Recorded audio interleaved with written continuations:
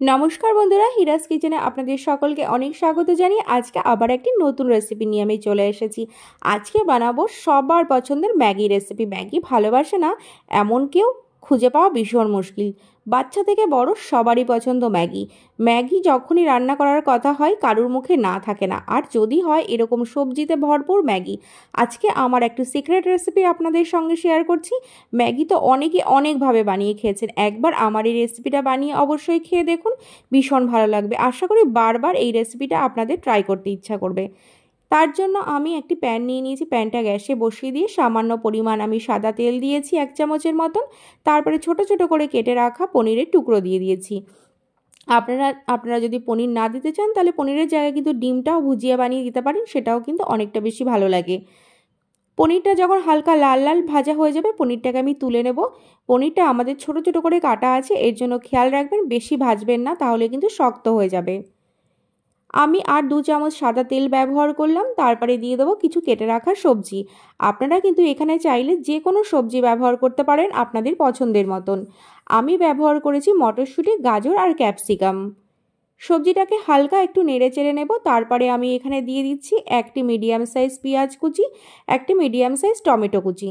টমেটোটাকে দিয়েও আমি সুন্দর করে সবজিগুলোকে একটু নেড়ে চেড়ে নেব। এই রেসিপিটা কিন্তু ভীষণ ভালো লাগে। আশা করি হাজারটা লোকের কাছে হাজার রকম ম্যাগি রেসিপি আছে, প্রত্যেকটা রেসিপিই কিন্তু সুন্দর হয়। আমার রেসিপিটা আমি শেয়ার করলাম, আপনারা কিন্তু অবশ্যই বানাবেন বন্ধুরা, আর আমাকে কিন্তু জানাতে ভুলবেন না। এবার আমি কিছু মশলা এখানে ব্যবহার করছি। সামান্য একটু হলুদ গুঁড়ো, সামান্য লঙ্কা গুঁড়ো, আর দিয়ে দেবো ধনিয়া গুঁড়ো, আর পরিমাণ মতন একটু লবণ। মশলাটার সঙ্গে আমি একটু নেড়ে চেড়ে সুন্দর করে রান্না করে নিচ্ছি। আর এটাকে আমি সবজিটাকে সিদ্ধ হওয়ার জন্য আমি কিছুক্ষণের জন্য ঢাকনা দিয়ে রাখবো। 2 মিনিট আমি ঢাকনা দিয়ে রেখেছিলাম। তারপরে ঢাকনাটা তুলে আমি এখানে ব্যবহার করছি ম্যাগির যে ম্যাজিক মশলা সেটি। ম্যাজিক মশলাটা দেওয়ার পরে সুন্দর করে আমি একটু নেড়ে চেড়ে নেব। নেড়ে চেড়ে এবার আমি দিয়ে দেব পরিমাণ মতন জল।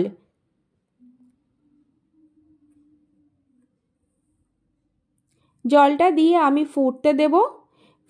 ফুটে গেলে তখন আমি ম্যাগিটাকে দিয়ে দেব। আর ম্যাগিতে কিন্তু সামান্য আমি একটু গ্রেভি রাখি, কারণ এটা ঠান্ডা হতে হতে কিন্তু গ্রেভিটা টেনে যায়, বেশ ঝরঝরে হয়ে যায়। অনেকেই কিন্তু কমপ্লেন করে তাদের ম্যাগি একটু স্টিকি হয়। আপনারা এইভাবে রান্না করলে কিন্তু ম্যাগি একদম স্টিকি হবে না, ঝরঝরে হবে, আর খেতে কিন্তু ভীষণ ভালো লাগে। বাচ্চাদের কিন্তু ম্যাগির কথা শুনলে বাচ্চারা ভীষণ খুশি হয়ে যায়। আর যদি একটু সবজি, পনির কিংবা ডিম দিয়ে আপনারা রান্না করে দেন তাহলে কিন্তু মায়েদের মনে একটু শান্তি লাগে যে একটু সবজি তো কমসে কম খেলো বাচ্চাটা। দেখুন পনিরটা কিন্তু আমি এবার দিয়ে দিলাম। পনিরটাও দিয়ে নেড়ে চেড়ে আমি এটাকে ঢাকনা খোলা অবস্থাতেই কিন্তু রান্না করে দেবো। আপনারা কিন্তু ঢাকনা আটকাবেন না, তাহলে কিন্তু ম্যাগিটা বেশি সিদ্ধ হয়ে যাবে। এখন কিন্তু আমার ম্যাগিটা সম্পূর্ণ রেডি হয়ে গেছে।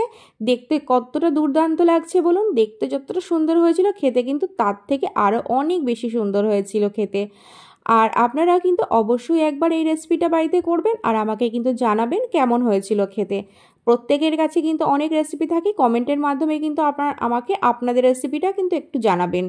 আর যদি ভালো লেগে থাকে আমার এই ম্যাগি রেসিপি অবশ্যই কিন্তু একটা লাইক করে যাবেন। আর যারা আমার নতুন বন্ধু তারা কিন্তু আমার চ্যানেলটিকে অবশ্যই সাবস্ক্রাইব করে যাবেন। দেখুন কতটা ইয়ামি লাগছে দেখতে। আশা করি অনেকেরই জিভে জল চলে এসেছে এই রেসিপিটি দেখে। জিভে জল এসে লাভ নেই, আজকেই বানিয়ে ফেলুন ম্যাগি রেসিপি। নমস্কার বন্ধুরা।